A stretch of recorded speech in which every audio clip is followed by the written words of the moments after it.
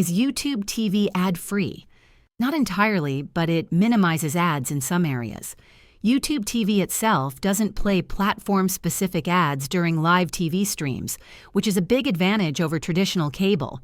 However, the channels you watch, like ESPN, CNN, or HGTV, still air commercials during their programming, just as they would on regular TV.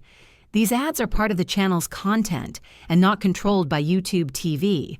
One perk is that YouTube TV includes cloud DVR, allowing you to record shows and skip ads when watching recorded content. This feature provides an ad-free experience for pre-recorded programs, but won't eliminate ads from live broadcasts. Additionally, YouTube TV does not include ad-free access to standard YouTube videos. For that, you'd need a separate YouTube Premium subscription. In summary, while YouTube TV reduces some ads, it's not completely ad-free due to the nature of live TV. If this video helped you, please like and subscribe to this channel. Thanks.